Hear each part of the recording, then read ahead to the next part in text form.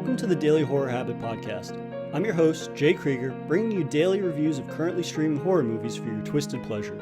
Be aware that these reviews may include mild spoilers. And as always, I hope you enjoy.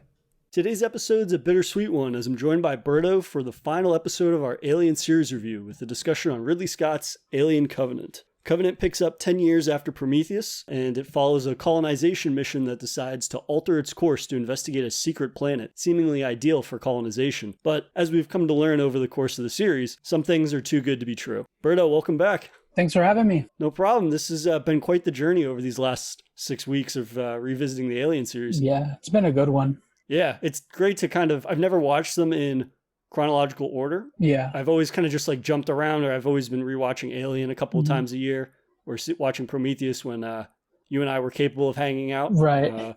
So it's been fun to kind of like, for me, revisiting ones that I've only seen once, like Alien 3, Alien Resurrection, Alien Covenant. But for you, I mean, you got to experience 2, 3, and 4, I think, for the first time. Yeah, it was good. I mean, I enjoyed them. It was good. It's good to, like you said, it was good to watch them all in chronological order. And it's such a, I guess in the movie horror sense, it's kind of a great series.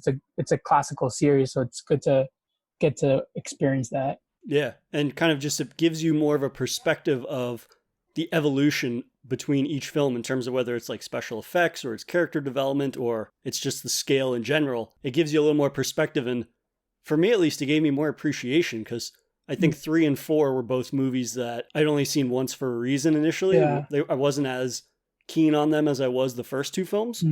But in watching them in order and in such a short period of time, I think I really got more of an appreciation for some of the evolutions in graphics, but also just in their willingness to try things new, even if it wasn't necessarily like such a major shift from, let's say, the Alien series to Prometheus is like a massive shift. Yeah. But then from like Alien 2 or Aliens to Alien 3, it's not a massive shift, but it's a lot of like small, nuanced tonal shifts, I think. Yeah, it seems like storytelling is so important, especially for Aliens. Like in those times, their graphics weren't well made, like CGI wasn't good. So they had to rely on a lot on practical and the settings and the environment they had to develop. And the story itself is so important to really show off the story that Ridley Scott wanted everybody to know. And I think you can kind of see the evolution of that. The more they film the different movies in different times, you can see the addition of CGI and all these graphics that really help the movie out. Yeah, so we're kind of riding high off of our review of our beloved Prometheus from last week. Really curious to hear what you thought about Covenant, because I think just like you, this was only my second time watching it. And I think it's pretty telling that you and I have rewatched Prometheus a handful of times, and yet we've only seen Covenant once. So what was your kind of overall impression of Covenant? Yeah, it was all right. It wasn't the best one. I think we watched it together through Zoom. So it was like we're kind of talking about how it's like it felt like they could have done better. Like you were telling me that Ridley Scott filmed it based on the critics that he got from fans that weren't happy with Prometheus. So it was kind of like his fan version of the movie, and you can kind of tell it wasn't really well executed, and just it could have gone better route, I guess. Yeah, I mean, we can get into that right now. This Covenant feels very much like a reaction to the criticism that Prometheus got. Right. And in fact, like in my research, I found that it was, in that the sequel that they were originally going to do was removing we were even moving farther and farther away from the xenomorph mythology. And it was more focusing on the engineers and kind of just fleshing out that species and the human interactions and David's exploration, looking for them and researching them. That was going to be the primary focus. After the criticism that they got for Prometheus in that like, oh, where are the xenomorphs? That kind of shit. Yeah. That like a certain part of the fandom was so divided over. They decided like there's too much money going into these movies that they really couldn't risk alienating those fans a second time or angering them, which... I don't know about you. I think that's a pretty clear-cut instance where you should not be listening to what fandoms think they want. Right. Alien Covenant, I believe, only made $100-something million on top of its budget. So it was like 115 to make, and I think it made like 220 or something like that in terms of ticket sales and whatnot. But I think that shows that fans didn't necessarily show up for something that they wanted. Mm. You know what I mean? Like this idea that if they want this particular thing and then the movie underperforms as much as it did, it's like, well, they gave us the thing that they wanted, or they were given what they thought they wanted, which resulted in them not showing up. Right. Yeah, I felt like it would have been nice to see Ridley Scott what his version of it would have been. Like, we see that he had such a great talent in Alien, then he goes on to produce Prometheus, and it would have been really cool to just kind of let him flow with that. Like, coming off of Prometheus, which I thought was a great movie, I would have loved to see how everything got tied up. And I think, to be honest with you, I thought that in this movie they did a pretty good job in that sense, but I wish they had shown more of what happened to Shaw. And like, you send me a clip of, I think it was some deleted scene where it's like they explain what happened to Shaw and the relationship with Shaw and David, that there were two survivors. And I just wish they'd explain a little more of that. But I think overall it was all right. I just think it could have been better, and I would have loved to see more of Ridley Scott's vision of what it could have been. Yeah, I think I compare it a lot to comic book fandoms, in that fans of comic books, it seems, over the last 5 or some years, become more and more vocal about being unhappy with the way that new creators come in and make stories with pre-existing characters. But at the end of the day, you have to be willing to make changes and you have to evolve on certain things. Otherwise, the types of stories that you tell are just going to be stagnant. And I think Covenant is very telling of that.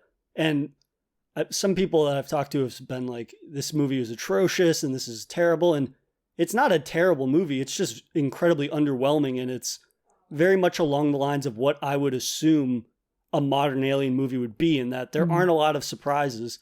And there is a lot of over familiarity with not only the structure, but kind of just, with the structure.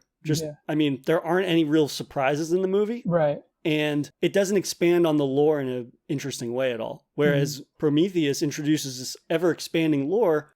And even if in the end Prometheus brought up more questions than necessarily answered, it feels like a movie that was being designed to tell a singular story, and that story would be continued in a sequel. So for them to kind of abandon that narrative that I think is pretty interesting, like you said, with Shaw, it's super disappointing that we find out what her fate is. And I mean, I'll just get into it now. I purposefully did not talk about Shaw a lot in our Prometheus review because I knew I was going to bring it up for Covenant. In that, killing off her character and then essentially ending that storyline that was interesting and replacing it with a lot of new mini storylines amongst a crew that overall I don't think is very interesting. Kind of just kills the narrative for me. What did you think of them killing off Shaw? Yeah, I feel like they should have. So that clip they showed me of her, what happened after Prometheus, I feel like they should have kept that in the movie. I would have loved to see how, like, because the whole time I was watching, I was like, so what really happened to her? And obviously later on we find out what happened to her, but like, I just wish I would have seen it. I think especially in that, and there's a clip where David goes back to explaining Walter how it came about, I think, or he explained Walter or the captain about what happened when they got to that planet. And it's like, in that clip, I wish they should have just had the whole thing of just showing them how did Shaw came about and what happened to her. You can tell how messy the production of this movie was, or that they made a conscious decision to listen more to fandom in terms of where to steer the narrative, just because there's a lot of like supplemental material, like the clip you talked about. I don't even think I think it is literally like a major deleted scene from that narrative. That they decided to take out, and it was only released online. The decision to cut that, I think, is just to appease fans. Like, they're just completely removing Shaw from the story, and this is something that you would see online. And even the Last Supper scene that I sent you, I believe I sent it to you, but it's this basically like a 5-minute prologue to the story in where it's the crew before they go into cryo sleep, and you see like James Franco's cameo that's all of 30 seconds long, which we'll get into in a minute. But I think that scene, again, should have been in the actual movie. And they used clips from that supper scene in the trailer and the marketing for the movie. And so to cut that segment that does such a good job of kind of establishing the relationship between these characters and showing like they are friendly with coworkers or whatnot with one another, and then they just cut that out. It just, I don't know. It seems like such a missed opportunity to help establish and to portray these characters as likable, as friendly as like communal coworkers or Right. colonizers together. Yeah, I feel like I would have been okay if the movie was a little longer, but had they added those clips, it would have kind of tied everything. Like it would explain. I feel like that clip with the crew would explain more of their relationship, and then that clip with Shaw, it would have really kind of like wrapped up the Prometheus world, like the Prometheus movie. It would have kind of came to a close, and it's like, well, this is what happens afterwards. And I felt like since they didn't add that in the movie, to me, it felt like it was kind of its own separate identity. There was no connection between Prometheus other than David, which is the only one that survives. Right. And it's like, other than that, there's like no connection to Prometheus. It's like they basically found this world and they could just show up and they found that there's an android living there already. Like, I don't know. To me, it just seems very distant to Prometheus. The fact that they didn't include the explanation of Shaw in there or what happened to her. Yeah, and it feels very deliberate, like it's severing. I mean, not to go back to the C-section umbilical cord rip from Prometheus, but it really does feel like the creative team here and Ridley Scott primarily is kind of like ripping that umbilical cord attachment to Prometheus, and that they completely separate it to the point that they show us what David did to Shaw and decapitating her and ripping her face off and all this horrific shit. And it's like, I get that Alien, what separates it from a lot of other sci-fi series is how dark the universe is. Yeah. But to take this character that is pretty much drives the film that preceded this one, and then to kind of like snuff out this bright, like her character is notable because she's this kind of like bright light in this very nihilistic dark universe, and to snuff that light out in such an aggressive manner and to not replace it or to even explain it in much depth in the actual movie that we got was like super disappointing and kind of like a slap in the face for me, at least, because that character we were so invested in, and then they handle her death in such a dismissive way that it feels like it was just to appease fans, or the wrong fans rather, that were like, oh, Prometheus, Shaw, like, I don't care, I want to forget all about that. And it's like, well, a lot of us really dug that, and it sounds like there would have been a more interesting route to go with that. But I mean, in moving off of Shaw, what did you kind of think of the rest of the crew? Because other than Walter, who is like the upgraded version of David, who's the new kind of like custodian of the Covenant ship and the crew, like we get a whole new cast of people. Yeah, I really like this crew. It really made me feel like it had that same bond of the original Alien. Like they were very tight as a tight group.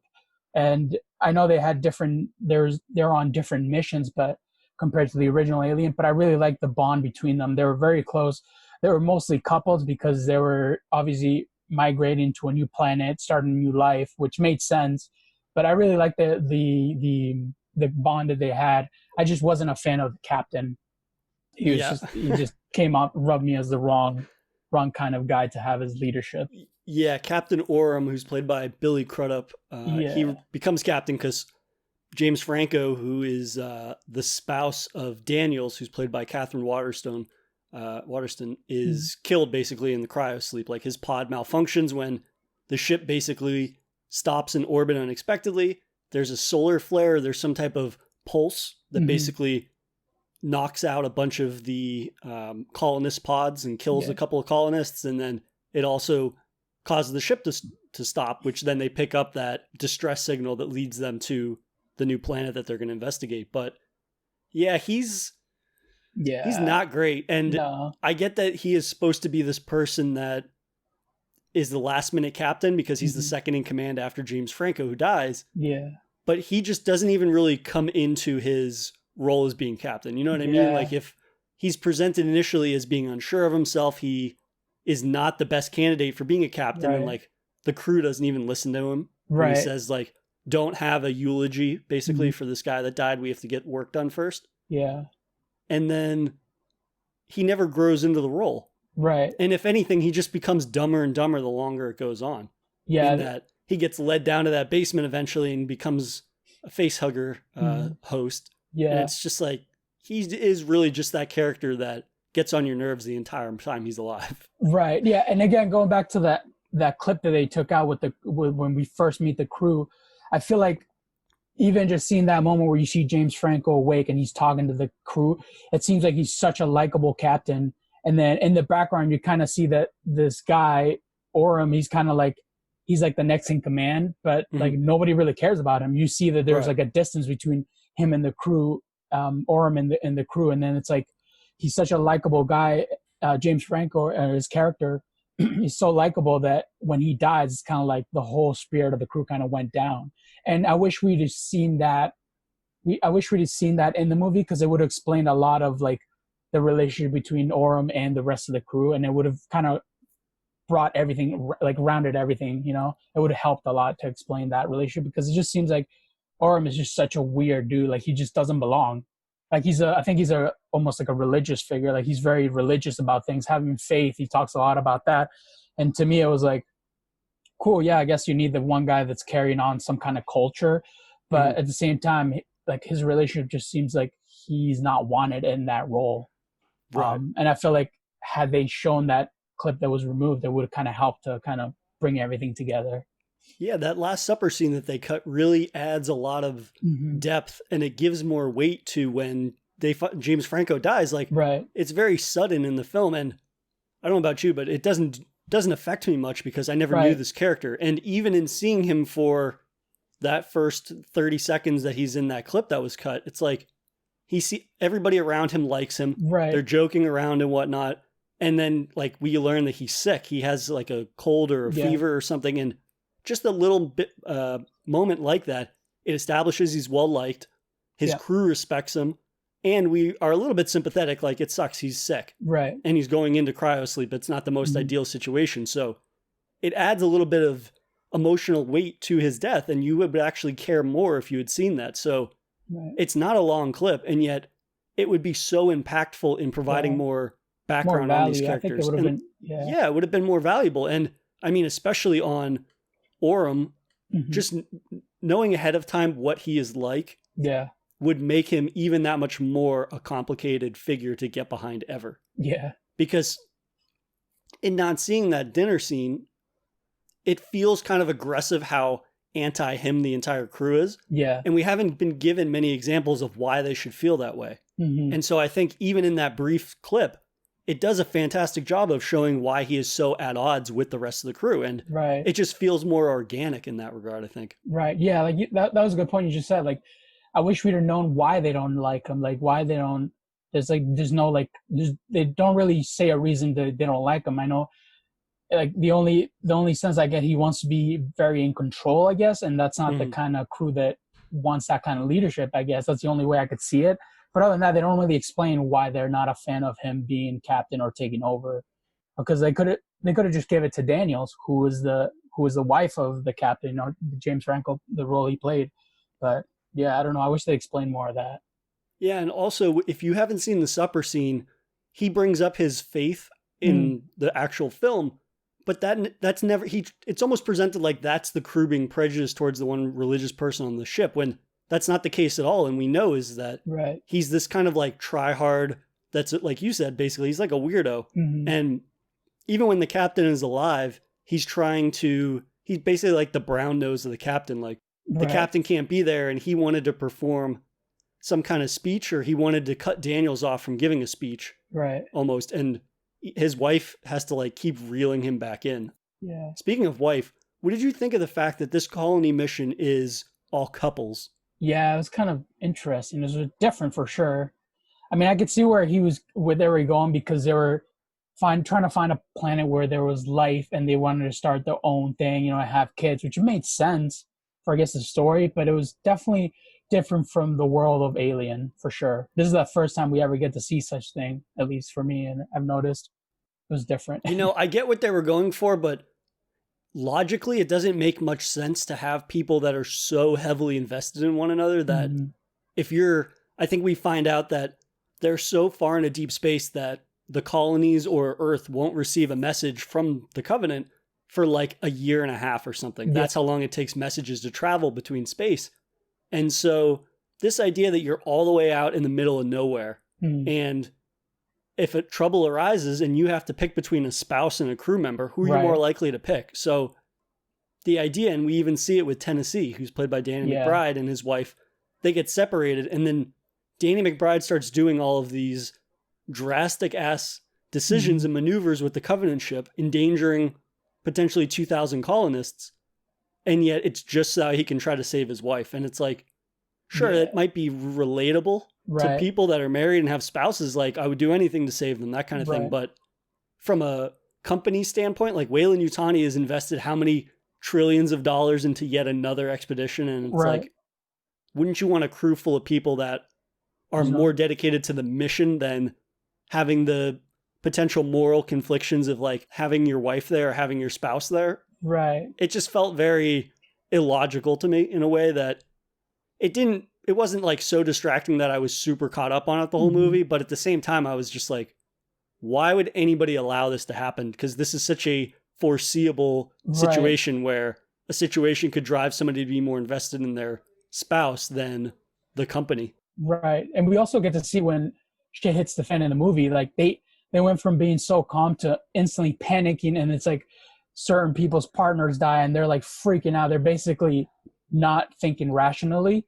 They're really invested. Like the fact that they just witnessed their partner die, you really get to see them break apart. Like they basically fall apart, and like their rational thinking kind of goes out the window. Now they're reacting emotionally, and it just seems very like it just to be I feel like for Weyland is probably one of the worst investment you could do is to send couples in a mission where you don't know where they're going. And I know that you're trying to find a certain, like they had mapped already a place that was safe to start colonization, but at the same time, you got to really think about it. It's like you were saying, like if their partner was dying and they had a choice between their partner and a coworker or another person, they would obviously pick their partner.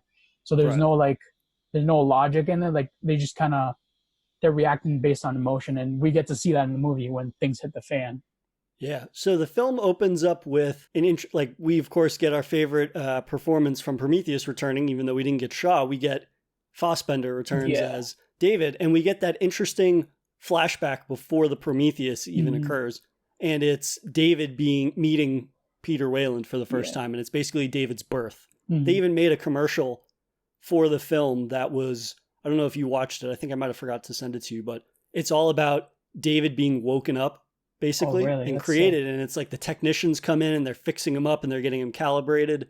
And then he's sitting in like a room with potential buyers, and the buyers are like feeling out his features and having conversations with him in a handler like they're about to sell him. Yeah. Which is kind of cool. And again, that's a scene that I think would have added a little more context to certain things, but we get this introduction between David and Peter Weyland. That interaction, I think, would have served really well in Prometheus instead of in Covenant.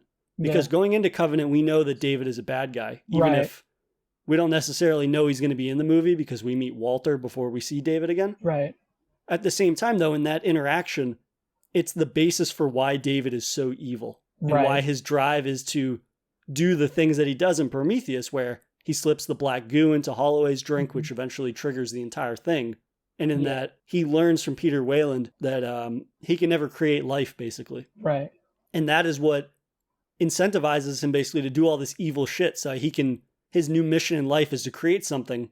Yeah. And that creating thing is not necessarily obviously going to be human life or android life, but just life in general. And that we see how fucking twisted and manipulated that gets in Covenant. Yeah, I wish that intro scene would have been like it would have been placed later on in Prometheus, where we get to kind of know more of David, and then we get like a flashback of like off the bat he was just kind of weird. Like he was more human than robot almost, like in the sense that he was very methodical about things that he did. And we really get to see that scene was like, for me, it was like you can see how evil he was. Like you could say, like when he's talking to Peter, he's like, "Oh, you die and I don't." And I was like, shit, like this guy he's on a mission. Like you can tell that he's like, he has an advantage over human beings, that he doesn't die. And although he can't create any life, he still won't, like he can just do whatever he wants because he won't die.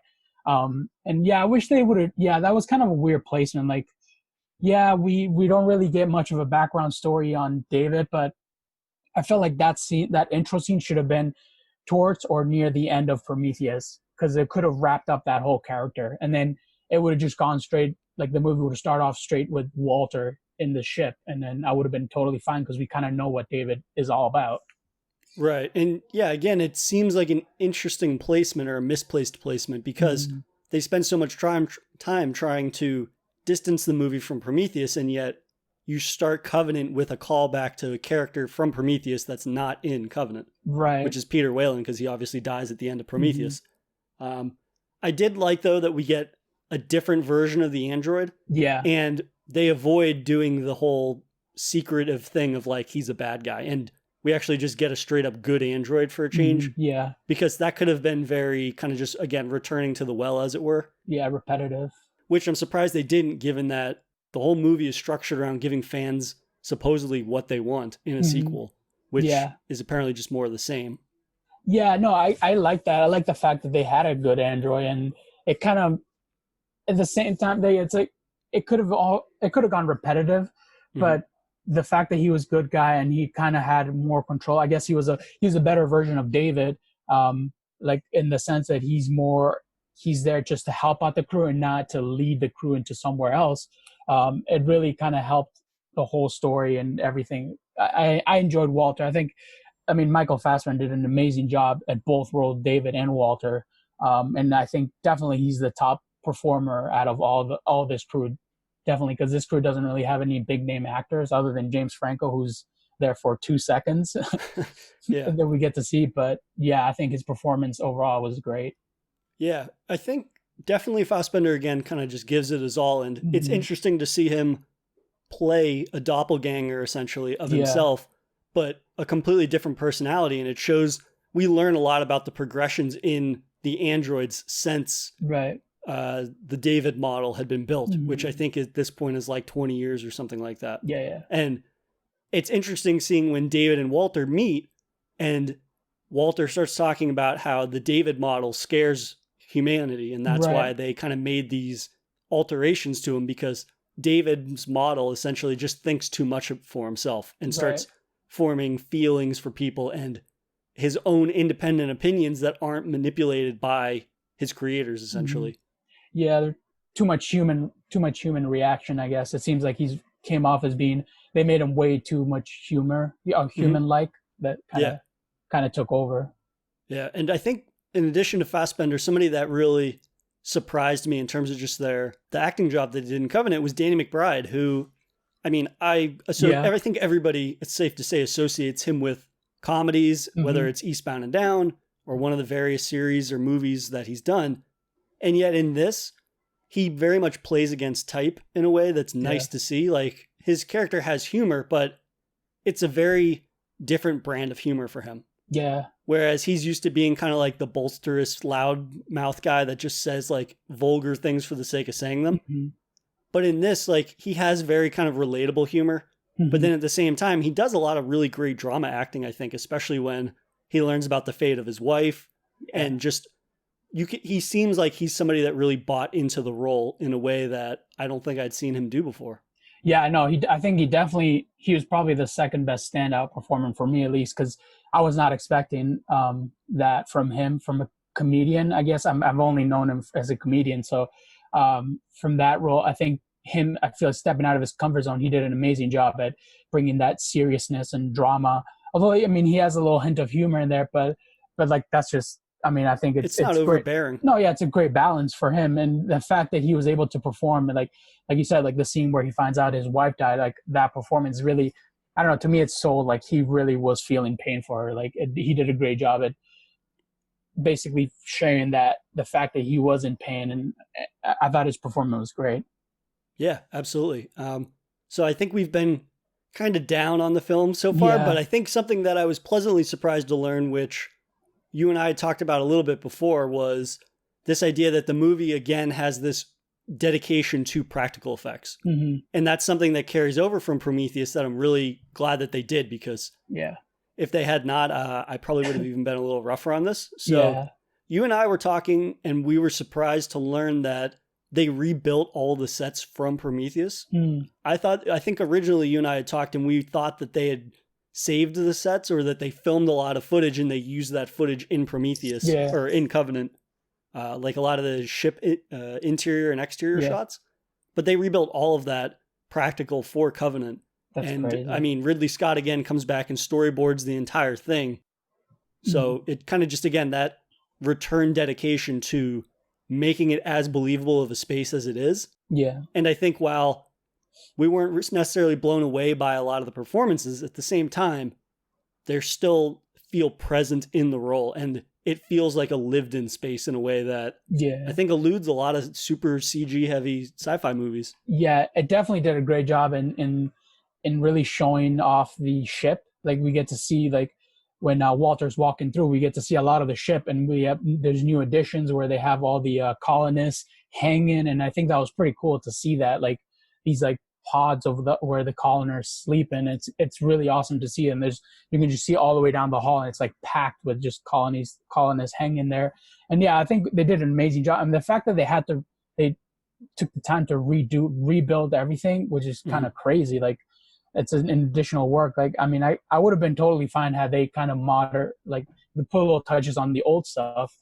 But the fact that they rebuilt everything, it just goes to show his dedication to really wanting to do the best that he could and to satisfy people, I guess.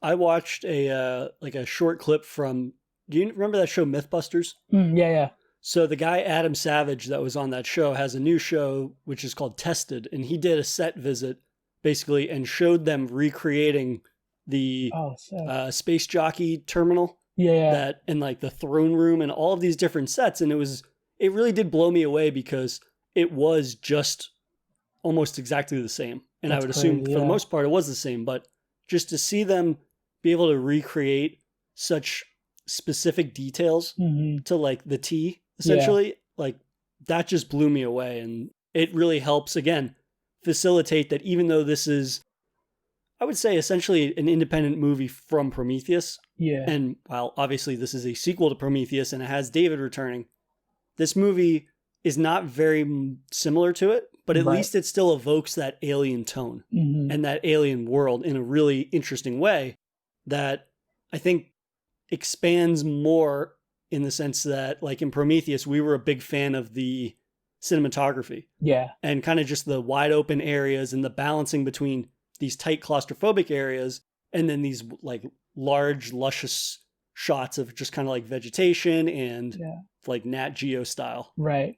Yeah, I think they did a great job at that too. Like the cinematography also is pretty cool. I think most of it at this point is probably CGI, but like when they find the city, or I guess the city where David is, just like to put in perspective of how huge it was, like you see them running through like the main part of the city and it's like humongous. And it's like, it's so cool to see that they kind of were able to bring this kind of city to life. And I'm assuming that was all CGI because it was just way too big and they wouldn't have had enough room to do it. Yeah. So for that scene in particular, they went to, I believe, Australia, and they filmed in like a water reservoir that was like 800 feet long or 800 yards long, excuse me. And so part of it was practical where there's like a walkway, especially like the staircase going into the city or leading into the city. That was all practical. But then in the background for depth of field, they had obviously green screen for that. Right. But at the same time, just in having that slice of a practical on set, on location, it really does a great job of just making you feel involved in that scene in a way that, frankly, again, like my example is always coming back to like Marvel movies, which I think are like 80% CG at this point. Like, I don't feel very involved in most of those movies. Right. It's kind of something I sit back and I enjoy for what it is. But in this movie, and even in Prometheus, like, you notice that detail and you get engaged with the film in a way that I don't necessarily think a lot of movies do, because again, Ridley Scott is pushing for this return to practical effects, and you use CG on the rough edges of whatever you're shooting, but it's not an over reliance on CG that really takes you out of the experience. Yeah, I think that's what I like about at least the movies I've seen from Ridley Scott, that he does a great job at like really balancing the practical with the CG, at least as a reason. And like, I wish he'd make more movies where he does that, because I think he does such a great job at that and really sells you on the set and like where the environment that the character is in. I think he does a great job at it, and it really adds to me. It adds because I like seeing things. I'm a visual person, so it's like for me it really helps me. I think that's one of the things that I love about Prometheus. It's a very visual movie, and this they also do a great job in Covenant too. That there's a lot of things where it's like kind of crazy to see little details of like when we find David's cave, and there's like little things like, for example, the light. It's a walk-in light, and I thought that was so cool. Like every time he walks into a room, this thing lights up, and it's like just little things like that, and all the like the little details that they have in his office and his like labs. I think it's awesome. Yeah, for that set, especially that David's lab, there's like pieces of parchment and everything that are in there, like Yeah. diagrams of xenomorphs, failed xenomorph clones, and then facehuggers, and then there's all these Yeah. dissected animals and whatnot. And there's like rolled up pieces of parchment, and on that show Tested, he walks through that set and he Whoa. like just was picking things off the wall and unrolled them, and there's actual like drawings That's so on awesome. pieces of paper that you don't see them in the movie because they're Mhm. rolled up. But again, it kind of just speaks to this dedication to making the space as immersive as possible Yeah. I in a think way that is just, again, it's a minute detail, but it goes so far in the lengths of making you more engrossed into this environment.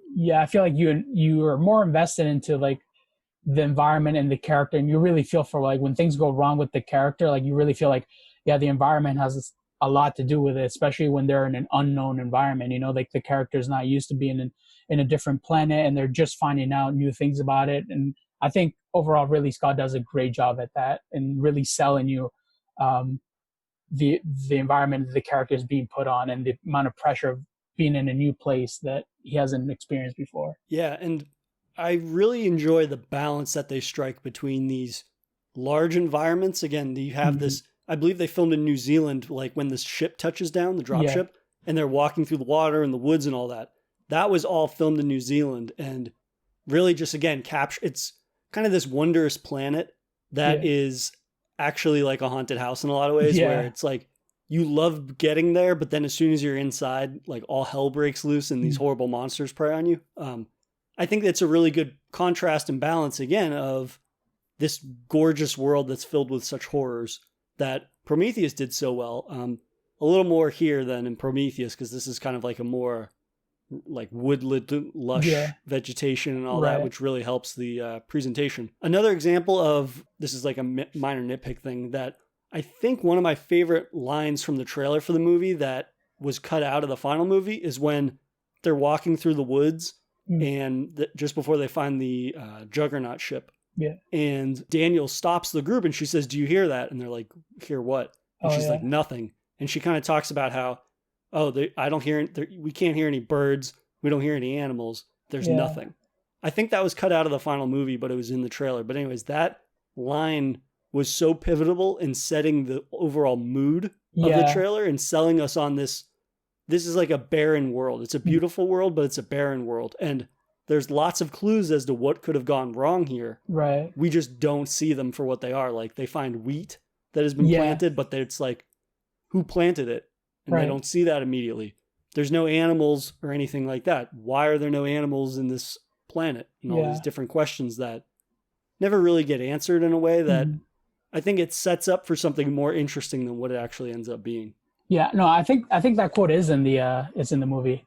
Oh, it is? Okay. Yeah. So they were climbing and you see the trees already broken, and then the camera zooms out and you see the landscape, and she's like, "What? Like, do you hear that? There's nothing. There's no animal." Yeah, that was definitely part of the movie. But okay. Yeah, it was kind of like you were explaining. Like, it's kind of crazy to see. Like, they notice that like, there's human civilization, but there's nothing alive in this world. Like they showed up, and it's like, well, yeah, we got notice that there's human or some kind of living thing here, but like, there's no sign of, like, I guess there's signs of it because they find wheat, but like at the same time, there's no sound, there's nothing. It seems like the planet is in pause almost.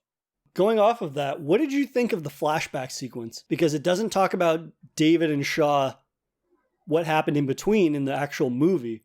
Really, you get David's kind of lie trying to explain away why she isn't there. But what did you think of the flashback that shows the Juggernaut ship returning to the engineers, one of their homeworlds or one of their planets, and then David decides basically to unleash the black goo and kill everybody? Right. Yeah, I feel so. Again, like that was a cool scene. I like the fact that he had a flashback, but I wish they would have explained like more, not the relationship with Shaw, but like why, like I understand he wanted to create a life, but it's like it seemed so abruptly that he just decided to drop all these bombs. Like he knew that there was like life and there was like some kind of virus in these jars, but it's like, why just all of a sudden? Like, I wish they would have explained it why. Like I understand he wanted to create life, but he's like, it just seemed to me very suddenly that he's like, I'm just going to kill off this whole species. Instead of going down, meeting, interacting with them, he just kind of decided just to bomb the whole planet in a sense and like just wipe everything out. Like it just, to me, it just seems so abruptly, like there's no explanation to it. Also, his entire reason for what he's doing to the crew of the Covenant when they arrive there is that he wants more test subjects. Right. So this idea that he lands on a planet and then kills all of these potential test subjects. Yeah. There was no way for him to know that the Covenant was going to show up or that other people would ever show up. So his research is essentially halted. Right. So to be on a planet that has seemingly endless amounts of test subjects and then to kill them all right off the bat, I don't know. That's one of those little story details that kind of stands out to me as being messy. I think it's cool that we get to see what the Engineers' homeworld looks like when it's populated and when there's lots of people alive. Yeah. But then at the same time, I don't think that they either didn't go far enough with it or they just didn't develop his thought process as well. Like, we do get that moment early on in the film of him wanting to create life for himself. But at the same time, like you said, this idea for him to basically, like, at the blink of an eye, just kill an entire civilization. Right. Didn't really do much for me. Yeah, no, I wish they had the whole clip where we get to see his relationship with Shaw once she revived him and once she put him together. And I kind of would have explained a little more, but to me, it just seems so abruptly to the fact that he wanted just to kill off this whole species because he wanted to see what he can get out of this virus. Like, it could evolve. And it's just like, I don't know, it just seemed it was cool scene to see that, but at the same time, it's like, there's no reason why he would have done that. He could have just gone down and kind of talked them and then maybe somehow managed to, like, take one by one or something. And, like, maybe he thought he was gonna get outnumbered or something, but I don't know, it just seemed very abruptly. Yeah, definitely a scene that I think had promise, but they didn't quite capitalize on it enough. But you want to get into some favorite moments of the film? Yeah. So what was one of the moments of this movie that kind of stood out to you, all of our kind of criticisms aside? For me, I like the fact that, so it was the alien itself, like the xenomorphs, we get to see the first time we see it comes out of one of the soldiers' bodies or one of the guys. Yeah, and it's kind of backburster scene. Yeah, and then so we get to see that, and we get to see how it grows in its weird shape. But then while I was watching the movie, you get to see that David has been testing on different things, and he eventually comes out with this thing where it's the face hugger. So it, like, I like the fact that we get to see the evolution of how it became about. Like, we get to see the first xenomorph we see, it just looked nothing like the one we're used to seeing. Yeah. But then, like, there's like certain evolution where we get to see his lab. He has different kind of creatures, and like he tested the virus in different animals, and then he finally comes up with something that's in a giant egg, and we know that it's a face hugger. And like, I really like that whole sequence of like how it came about. Like the fact that he run tests on different animals, different species, and he finally got to where we get to see the origin of the xenomorph, which is kind of cool. Yeah, I like that they explored a little bit more, and I think that backburster scene is one of my favorite scenes, just how brutal it is, and it's a new version of, like, everybody assumes the chest burster, it's coming out of your chest, but to see it kind of just like brutally rip through this guy's spine, and then kind of just flop down on the floor, and it's gruesome and bloody and all that, like, I like the variation there, and it's kind of like extending the savageness of this dark sci-fi world and like the things that are capable. Again, it keeps you guessing. No matter, even though this is essentially the 6th film in the series, there's still surprises, and they're still going to gross you out. And we see that even later when the security team gets attacked for the first time by, I believe it's called a neomorph, the white xenomorph. Yeah. When they get attacked, one of the crew members' husbands gets sick because he inhales the spore, which I think is cool too, that they expand the ways in which you can contract the virus, basically, or the black goo, in that if you step on this plant, it releases a spore, and then if you breathe that in, or if it gets into your skin, the black goo basically mutates inside of you. But I like how the husband of that guy that gets infected, it like comes out of his throat. Yeah. And it kind of just like, it's gross and it's disgusting, but again, it's surprising. There's something new there, and it's the same dedication of the savageness of the world and like the punishment Ridley Scott deals with these people, but at the same time, it's very much the same kind of dedication to that thing. But I really like that scene, backburster scene, the throat birth, as it were. I'm not a fan of the way the neomorph looks. Yeah. Like, I think that given how strong of a practical approach the film has, and they did use practical effects to a certain degree, I just don't like the CG polish that they gave that alien. Yeah. Like it looks too goofy to me. Yeah, it was definitely, you can definitely tell CGI. You can tell it's like, I don't know, it just seems very fake CGI. Even when we get to see the first version of the actual xenomorph that comes out of Orum's body, like it like kind of comes alive and it raises its hand. It's like you can tell that's CGI. And I understand, like I feel like, I don't know, I think when was the film? 2014 or something like that, this movie? 2016 maybe? 2016, yeah. I feel like at that point we had good CGI where you can kind of make it look more realistic. But I mean, other than that, I think the final version of this xenomorph, I thought it looked great. Like at the end, the ending scene where he was chasing them down, I thought that was great. Like the CGI there, you can't even tell. Like for me, it seemed that final product was great. But other than that, like the first version and the little baby one was kind of weird. But like back to what you were saying though, about like when it comes out of the mouth, like that was kind of cool to really see that there's like each person is going to get a different effect. Like one of them sniffed it, the other one went into its ear. And like, I don't know, it seems like the virus reacts to different bodies and just the way it evolves out of it. It was kind of cool. It was really cool to see that. Like I said, everybody gets a different kind of reaction of where it's going to come out. One of them from the back, one of them is going to throw it up. So at the end of the day, they all die, but it's kind of cool to see that evolve. There's a good amount of variation there. It never kind of becomes too stagnant. Going off of what you mentioned about David and the xenomorphs, like his relationship with them. Yeah. That whole thing I thought was too weird. And I get that, like, and this is even, you and I have been playing the game Alien Isolation, in that the xenomorphs don't react to the androids, obviously, because they're not people. Right. And so they just kind of look at them, inspect them, but then move along their way. Yeah. Whereas in this, David has like a bond with the xenomorphs and he's trying to teach them and harness their abilities and harness their drive. Right. And you see that in that when the chest burster comes out of Orem, David raises his arms and the little xenomorph raises, like, that whole thing was way too goofy, I thought. Right. And it, like you said, it just kind of highlights the lackluster CGI that they apply to those things. And while it might be a practical base and it's a little puppet or whatever, there's a certain kind of just like CG touch up that they give to everything that I think undoes a lot of the reasons why you have practical work in there. Yeah. Yeah. To me, that scene where you get to see like the connection between the xenomorph and David, it kind of reminded me of the fourth Alien with Ripley, when she's like basically becomes the mother of the queen.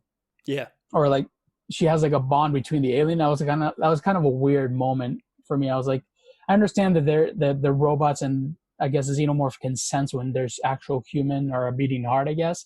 But it just like, that took me back to that fourth one, which I wasn't crazy about it, but just that relationship with Ripley and the alien, it was just kind of weird. Yeah. I think going back to what you were saying though about the full-grown xenomorph, which we get, that's the best the xenomorph has ever looked, probably. Right. Yeah. And it really is just a very polished version of it that captures the ferocity and the quickness of them that they tried to do in Alien 3. Yeah. But that the technique that they were using back then didn't work. And in this, they've obviously perfected it a lot more. Yeah. I think it's interesting though that like the Neomorph, it has that same quickness, and they did that same technique of having a green screen behind the practical suit and whatnot.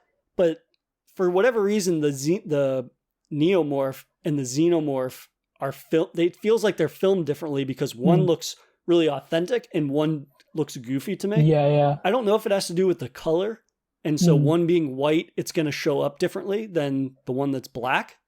I don't know, but for whatever reason, the Xenomorph, I have to assume they filmed it the same way, and yet it looks so much more. It looks crisp. It looks very clean. It looks crisp, and it looks clean, and like there's no rough edges on it. Whereas the Neomorph, it's kind of just all rough edges, and I mean, I think it looks goofy to begin with, that color palette. And whatnot. I think it might be the color for me. I wasn't crazy about it, but it was kind of. I mean, for me, it was while watching the movie, it was kind of cool to see the evolution of different. Like I said before, like he tested on different things, and you get to see how it changes and it evolves, and then it becomes like almost like it like stands up when it kills the that girl who's like washing herself down in the bathroom, I guess, and like you get to see it standing up, and then when it talks to David, it's like standing up, and like basically they're face to face, and it's kind of weird that it doesn't have a mouth until it opens its mouth. Like if it has its mouth closed, it looks like it's literally just a round shaped head. But then it opens its mouth, and it's like has these crazy sharp teeth, and its jaw opens up crazy wide. it was kind of an interesting um like concept for that. But overall, yeah, I think it might have a lot to do with the color. Like I think with white, it's probably easier to pick up on minor details. The black possibly could be easier to hide.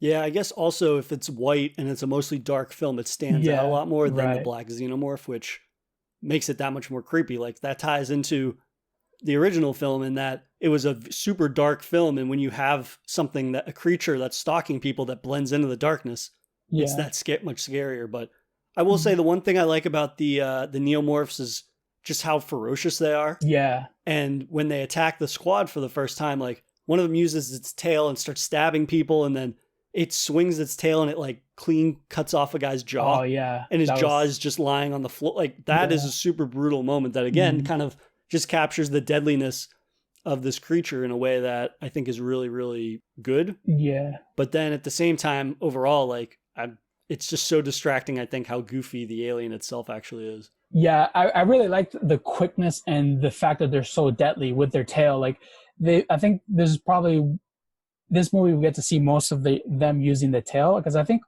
Mm-hmm. don't think we usually get to see them using killing people with their mouth, but this is like we get really they really shows how deadly they are with their tail. Like they're poking, especially when it first comes out of the guy's back and the girl gets stuck in the room with her with Mm-hmm. the alien or the xenomorph thing, and then like literally she's on the floor and he's like poking at it with its tail. Like that's all it knows how to do. And I think I wish that they would have seen more of that being used as a xenomorph because I feel like it has such a long tail and a pointy end. It's like it could be much more deadly than just using its mouth. And we Mm-hmm. get to see that even when it breaks into the ship and like the girl's having sex with the guy in the bathtub and you get to see the tail kind of sliding under the tub or I guess or like Yeah, under the glass. And it's like that would have been kind of crazy to see them like kind of use that more as a weapon instead of just that kind would of have been the most brutal kill in the yeah movie if it had done what everybody assumes it does. Because right when you see that tail yeah slithering underneath them between yeah their legs, like yeah you assume it's somebody's about to get impaled with that. And right I mean, it's an R-rated movie, and it's like so unforgiving in yeah what it does to people. I don't know why they didn't just go with that. Because then they go with kind of the traditional kill of like spiking that guy in the back of the head with the teeth. yeah And I don't know, that would have been a much more memorable kill in my opinion. But yeah I think one of my favorite sequences though in the entire movie is the spacewalk mm, at the end, basically where they are in the cargo bay yeah and they're fighting that last xenomorph, and then they open up the doors because they want to blow him out of the airlock. yeah And I just love the way that that film is shot, or hmm that scene is shot rather, and that when the doors open and we get into zero gravity, it just the way that it's shot changes yeah almost like the film style uh, in that it's slow mo, and the sound design kicks in with your hyper focusing on their breathing, on their hmm panicking, all these different things that the rest of the movie doesn't really do yeah all that well. And I just love, obviously, like they skewer that thing onto the big truck, and then right they push the truck out of the airlock, and then the thing just burns up in the atmosphere eventually, I would assume. But the yeah just whole sequence and the way that that's shot, I thought was really remarkable. yeah it was cool to like really see how they really put time and dedication to being the fact that they are in space. So it's like when the window breaks you can see the glass shattering. It was like floating in the air. That was kind of cool to really see that detail, that attention to detail that really made you feel like they were in space and now there's no gravity up here. And it's just like everything was very quiet, like Yeah, what would you expect in space? Like you can, like you said, you can hear them breathing and you only hear the noise that they're hearing. So it's like them yeah, breathing and kind of communicating. But other than that, it's like very quiet. And I thought that was a pretty cool scene myself. yeah, absolutely. And I think for me, one of my favorite moments is the last few moments of the movie where Oh there's yeah. that. I mean, it's the realization, to back up a little bit. There's like that fight between David and Walter when we realize that David is bad, and he Mm, basically just wants to use the remaining crew of the Covenant as test subjects. And then there's the whole like rescue sequence where Tennessee comes down, picks him up on the cruiser. There's a xenomorph on there, and they end up killing him. But then in the end, we realize that David has killed Walter and replaced him on the ship. yeah. And so he's tucking everybody into their cryo sleep. And yet, the last thing Daniel says before she goes out is, will you help me build my cabin? Which is Yeah. something that she mentions early in the movie that's a callback to what her and James Franco wanted to do when they got to their final destination together. Mm, And when she says that, David, who she thinks is Walter, just kind of looks at her and he's like, Yeah. have no fucking clue what you're talking about. Right. And then she realizes who he actually is. And David's last words to her are like, sleep tight, don't let the bed bugs bite. Yeah. And I just love that moment because it's so sinister in before she goes in for the deep sleep. Yeah. She realizes with horror, like, who is in charge of all the surviving colonists and who is in charge of the Covenant from now on. Yeah. And there's such an ambiguous open-endedness to it that the film ends that I really think is great in terms of, I don't think we're going to get a sequel for a while, but it's open-ended enough that there's a certain direction that the narrative can go, and focusing on David and what he chooses to do with the colonists. And then we see also that he smuggled eggs onto the Covenant, which he like vomits out and puts them into cryosleep himself. Yeah, that was a weird moment. It reminded me. I was telling you, like, it reminded me of when my cats throw up. He was just like, he was like, oh, is making just like this weird thing. But yeah, that was a cool scene. That was definitely one of those cool plot twists. That at first time watching, I would have expected it because he really looks exactly like Walter. But then you realize that it's like at the end, it's like, oh shit, it's David. But like just to go back with that fighting scene with Walter, the scariest moment is when he first stabs Walter in the neck and he like flinches. That actually freaked me out for a second because I was like, I wasn't expecting it. He does it so quick. He stabs him in the neck and like Walter kind of like snaps. I guess he hits like the right chord on his neck or something. The reset button or something? Yeah. And he like freaks out and his eyes go white and he just falls on the floor. That like freaked me out the first time I saw forgot that scene too, where he impales his neck with the flute. Yeah, that was a creepy scene. But yeah, overall I thought that ending scene was really cool, and it definitely left kind of an open door to like take it wherever they want to, or if Ridley Scott wants to take over and try doing his version of what would happen after. I think that would have been cool. But since you mentioned it, do you think Ridley Scott should come back and do the third film, or do you think it's time to give up the reins of Alien to somebody else? For me, I think Ridley Scott should do it personally because it's his creation, and I want to see where he wants to go with it. Like, I feel like I hope that if he does do another one, that he does it based on what he wants to do and not what he wants the fans to see. Like, not to take the fans' opinion out of it and just do what he wants to, what he was originally planning on doing. I think if anybody, I feel like would be dedicated to doing such a movie, it would be Ridley Scott, because I feel like he's so good at paying attention to small details, and he has this kind of I feel like just the way his mind processes things. I'm assuming that's like in an alien world, like he's so familiar with it that I think he could take it wherever he wants to, and I think it'd be great. But I don't know who else could have taken over. I don't know. I'm so conflicted on it because I agree to a certain extent that like it would be fantastic to see him get to tell a continuation of the engineer's story that he actually wants to tell, and to say fuck the fans and completely disregard what the like. It's probably just a vocal minority like it always is with fandoms, but I can't see him giving up the time investment and getting the capital together again for a film that has the same level of resources that Prometheus and Covenant had, especially after Covenant kind of underperformed. It did underperform. And also at one point they were floating this idea that they were going to do a new Alien movie that was picking up after Aliens. Yeah. And it was about Ripley, Newt, and Hicks, which they've scrapped, I believe. I'm pretty sure they've scrapped that. But the director that they'd attached to it was Neil Blomkamp, who did District 9 and Elysium and Chappie and all those movies. And I think that he would be perfect for picking up the reins, even if I would obviously very much want Ridley Scott to be involved as a producer and to definitely be the one that is helping with the storyboarding and all of these different things that he has proven have made these movies significant, even if I'm underwhelmed by Covenant. I think there's definitely certain things that he did that he does better than other sci-fi movies that try to be somewhat similar to it. But at the same time, Blomkamp has such a new and fresh like sci-fi horror voice. And he hasn't made a movie since Elysium, but he was doing like his studio, I believe it's called Oates Studio, has been making these shorts. I think it was like last year or 2 years ago. They released a whole bunch of these different shorts, which are like proof of concepts. They were like 20-minute mini movies, basically. And each one of them tells a unique, varied story that is horror oriented and it's technology oriented. So there was one called Zygote, which is like the Thing almost. It's this blob that every time it comes across a body, it eats the body. and then the body is just like a bunch of arms and a bunch of legs, and it has the identity then of all these different people it kills, and it's chasing Dakota Fanning through this Arctic base, and it's really cool and unique and fucked up and fresh. And so for somebody that has that much of an original voice, I think he could really take this franchise in an interesting direction and do cool, unique things with it. Granted, I don't know about his ability to tell a super compelling 90-minute, 2-hour narrative. Yeah. But it would give the series that spark that I think Covenant was sorely missing. Yeah, I think now that I think about it, like he has a pretty good background on like what an alien space world would look like, or like a ship wise. Like watching District 9, now that I think about it, he kind of has like that familiar, like he's aware of what a ship would look like. And I think if him and Ridley Scott work together, I think they could do pretty good sequel to this movie, or just an Alien series in general. I think that would be a cool thing to see. The fact that they both are aware of, Ridley Scott knows where he wants to go, and Bloom, his name is Bloom? Blomkamp.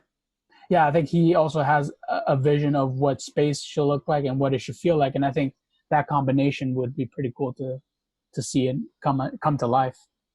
Yeah, it's one of those things I'm very hopeful. Yeah. But at the same time, especially with like going on with COVID and that delay and everything, I just can't imagine a studio getting involved again anytime soon with Alien after the underperforming of the previous film and the divisiveness of the Prometheus and Covenant amongst fans. I mean, I can't see 20th Century Fox jumping at the opportunity to reboot this and taking another gamble anytime soon, but we'll have to wait and see, unfortunately. Yeah. So in wrapping up with Covenant, I guess, what is the film that surprised you the most out of all of these? Because you hadn't seen a number of the movies in Alien, so in the Alien franchise. So I'm kind of curious, which one surprised you the most, even if it was not necessarily like your favorite? I think I enjoyed more the third one more than I thought it would have. Now that I think about it, I think the third one was, I think we were talking about it. That was, you said it was most related to the original Alien. And I thought that was, now that I think about it, I think it's probably the most related to it. And I really enjoyed that one. I was definitely not a fan of the fourth one, just that concept of Ripley being relatives to Xenomorph. It's kind of weird. That relationship was just bizarre. That was super weird. But I would say definitely the third one was, now that it's probably one of those movies I'll definitely go back and give it another shot. Because originally I wasn't too crazy about it, but then now you think about it, it's like the director took it back to that original sense of being in a ship and being abandoned with no weapons, and I kind of want to go back and refresh my memory on that. But I definitely, one of those movies, the third one I'll probably rewatch. Absolutely, because I was the same way originally when I'd seen it. I was like, this is kind of overly familiar and whatnot, but in rewatching it, especially in watching the not the director's cut, whatever the special edition of that.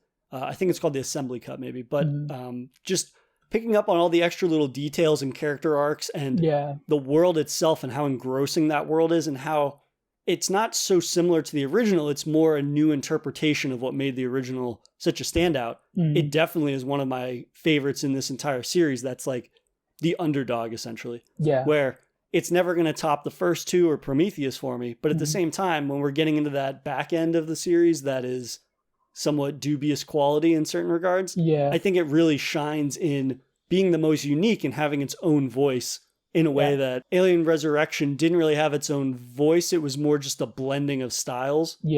That while I think it's okay, it's nothing special. It capitalizes on a couple of things better in terms of the like action than some of the other ones did, but it's still too weird for me to, like you said, it's definitely that weirdo relationship with the Xenomorphs, and that is also what I don't like about Covenant, and that Covenant echoes that in a way where this relationship between David and the Xenomorphs, it just like doesn't do anything for me. For me, I think the third one really kind of brings in that horror feeling of the original one, which I think I like a lot. Like, it really makes you feel like claustrophobic in this environment of a ship, and then you're stuck with this thing.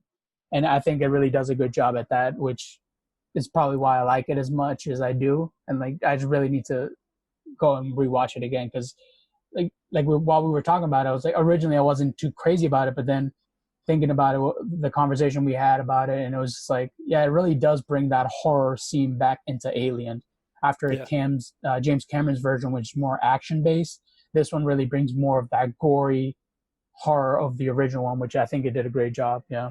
Yeah, absolutely. And I mean, we've run out of movies to review that were in, other than you and I have reviewed AVP on another podcast, and I'm not going to endure AVP Requiem again. That's a one and done for me. But I thought it would be fun if in the future I'd have you back on and we would review not a movie, but a game. Yeah. And that was the one that I mentioned earlier, Alien Isolation, in that I was unaware of not only how good of a game that is, but also how true it is to the Alien universe. Yeah. And it is a fantastic continuation from I think I've played it for 10 hours or so at this point, just continuing the lore and expanding on it in a really rich way that feels very un-video gamey. If I'm going to make up a word, it's going to be video gamey. It feels very cinematic and just organic in the way that it expands on the xenomorph lore, but also just like the corporate side of deep space travel and all these things. And we even get into Ripley's lineage a little bit. Yeah. The game focuses around her daughter in the years that Ripley is missing after the events of the Nostromo. Yeah, no, that was definitely something we should think about doing and talk about it. I think it'd be cool. Yeah, absolutely. And we can it'll be a first for the podcast talking about a video game, but it's very much a terrific horror companion to the series that, I mean, I think I've played for 10 hours. I think you're pretty deep into it yourself. That we could recommend it to people that dig Alien, but I think it'll be fun to have a more in-depth discussion of the story elements, the gameplay elements, and just the world building in general. So people can be on the lookout for that, hopefully in the future. But I appreciate you coming on this Alien journey with me over the last 6 weeks. Yeah, thanks for having me. I mean, it's been a fun one. Aliens is one of those series that it's been around for so long, but I've never really gotten around to watching them. And I think it's kind of cool to have, now that we have this time with COVID, to really get around and watching all these series. And it's definitely one that's worth taking a look for anybody that enjoys sci-fi scary movies. If you enjoyed this episode, please subscribe to Daily Horror Habit on your preferred streaming service and follow @Daily Horror Habit on Instagram and @Daily Horror Pod on Twitter.